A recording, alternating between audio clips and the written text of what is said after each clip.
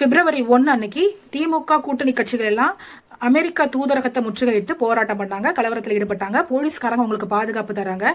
இவங்க பெஹல்காம்ல இப்படி இந்தியர்கள் மீது ஏற்பட்ட தாக்குதல்ல இவங்க எந்த போராட்டம் பண்ணாங்க அப்படின்னு கேட்ட அண்ணாமலைக்கு என்னோட கேள்வி என்ன அப்படின்னா, அமெரிக்காவுக்கும் ஈரானுக்கும் 3 கட்டமா பேச்சுவார்த்தைகள் நடைபெற்று இருக்கு. 3வது கட்ட பேச்சுவார்த்தை எந்த உடன்படிக்கைக்கும் வரல. 4வது கட்ட பேச்சுவார்த்தையை நோக்கி போய்கிட்டு இருக்காங்க. இந்த நேரத்துல இஸ்ரேல் எந்த முன்னறிவிப்பும் இன்றி ஈரானை நோக்கி தாக்குதல் நடத்துறாங்க. அதுல அந்த ஈரானோட உச்சபட்ச தலைவரும் அவரோட குடும்பத்தோட அது மட்டும் இல்லாம அங்க பெண்கள் படிக்கக்கூடிய ஒரு ஸ்கூல் மேலையும் அட்டாக் பண்ணி அங்க ஒரு 40 குழந்தைங்க இறந்திருக்காங்க. இதனால ஈரான் என்ன பண்றாங்கன்னா திரும்ப தாக்குதல் நடத்த தயாராகிறாங்க. யார் மேலேனா யுஏஇல இல்ல அமெரிக்காவோட போர் தளங்கள் எல்லாத்துலயுமே தாக்குதல் நடத்துறாங்க. அங்க அப்பாவி மக்கள் கொல்லப்படுறாங்க. இப்படி ஒரு பிரச்சனை போய்கிட்டு இருக்கு.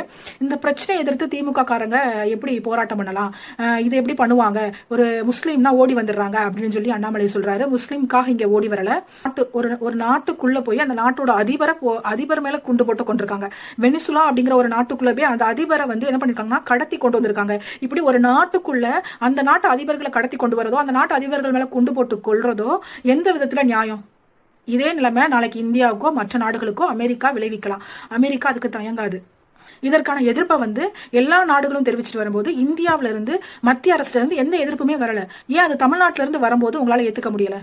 பெஹல்காம்ல நடக்கும்போது இந்த முதலமைச்சர் சும்மா தானே இருந்தாரு அப்படின்னு சொல்ற அண்ணாமலை, பெஹல்காம்ல நடக்கும் போதும் ஸ்டாலின் சார் சும்மா இல்ல.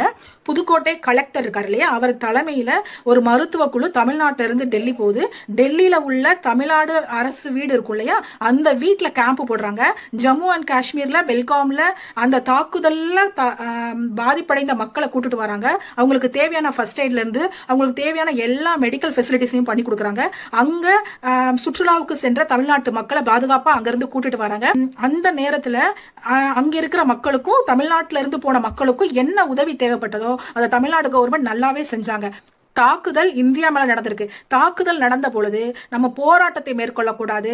தாக்குதல் நடந்த இடத்துல உள்ள மக்களை பாதுகாக்க பார்க்கணும். அவங்களுக்கு தேவையான மருத்துவ உதவிகளை செய்யணும். அவங்கள அந்த இடத்துல இருந்து பாதுகாப்பான இடத்துக்கு நகர்ந்து கொண்டு செல்லணும். அங்க இருக்கக்கூடிய வெளிநாட்டு பயணிகளையும் வெளியூர் பயணிகளையும் பத்திரமா அங்கிருந்து அகற்ற பார்க்கணும். சோ அங்க செய்ய வேண்டிய கடமைகளை தமிழ்நாடு அரசு தெளிவாவே செஞ்சிருந்தாங்க.